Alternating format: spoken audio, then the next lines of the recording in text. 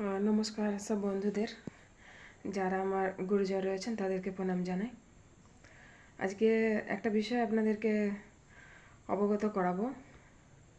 আমি এই জাস্ট একটু আগে বাঁকুড়া গোবিন্দনগর থেকে ফিরলাম।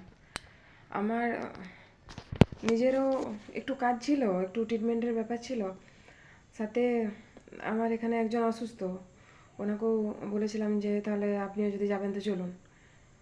এরপর বিষয়টা হচ্ছে যে আজকে যখন আমি গোবিন্দনগর গেছি, আজকে গোবিন্দনগরে এত সাংঘাতিক ভিড় যে পা রাখার কোনো জায়গা নেই। মানে পোকামাকড়দের মিটিং হলে যেমন ভিড়টা হয়, পেশেন্ট দেখার লাইন বা পেশেন্টদের ভিড় আজকে দেখার মতো ছিল ওখানে। খুব মজার ব্যাপার, ওই এত ভিড়ের মধ্যে খুব কম বয়সী একটি মেয়ে, ও কিন্তু প্রেগনেন্ট 9 মাসের, হয়তো কিছুদিন পরেই তার বাচ্চা পৃথিবীর আলো দেখবে। তো ওকে ওর বাড়ির লোক বলছে যে একটু ব্যথাটা সহ্য কর, একটু ব্যথাটা সহ্য কর, ছেলের মুখ দেখতে গেলে এই কষ্টটা সহ্য করতে হয়। এবার যেহেতু ধরুন আমি নিজে মেয়ে, তো ভাবলাম যে আমরা যখন হয়েছি তখন কি আমার মা কষ্ট পায়নি, বা আমার যখন দুটো মেয়ে হয়েছে তখন কি আমি কষ্ট পাইনি?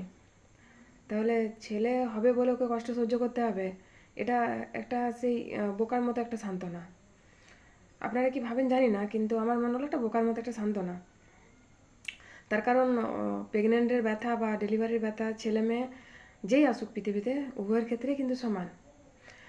আর এমনটা কিন্তু নয় যে ওই যে মহিলাটি ওকে বলছেন ও কোনো ছেলে বা অন্য কোনো জেন্ডার, ও কিন্তু নিজেও একজন মহিলা, তারপরে বলছে ছেলের মুখ দেখতে গেলে এই ব্যথাটা সহ্য করতে হয়।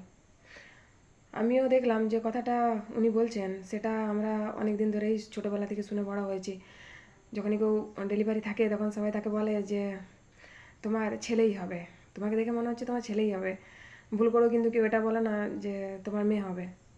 মানে ওটা বলা যেন সবথেকে বড় অন্যায় বা ক্রাইম, ওটা বলে দিলে যেন পাপ হয়ে যাবে। হ্যাঁ, তবে যদি কারো ছেলে থাকে তাহলে তাকে বলে যে এরপর একটা মেয়ে হলে ভালো হতো। কিন্তু যদি কারো মেয়ে আছে, আবার সে হয়তো মানে উম, বাচ্চা হবে তার, বা আবার হয়তো তার প্রেগনেন্সি এসছে, তো তাকে কিন্তু দেখবেন যারা সমাজের একটু বয়স্ক মহিলা আছেন বা পাড়াতে যারা থাকেন তারা কিন্তু সবাই এটাই বলে যে এরপর কিন্তু তোমার ছেলে হবে। কেন এটা যদি বলা হয় যে এরপরও তোমার মেয়ে হবে, অসুবিধা কোথায় আছে? সমস্যা জেন্ডারে নয়, সমস্যা আমাদের বিকৃত চিন্তাভাবনায়, সমস্যা রয়েছে আমাদের মানুষ করার যে ধরন ছেলে মেয়েকে সেখানে।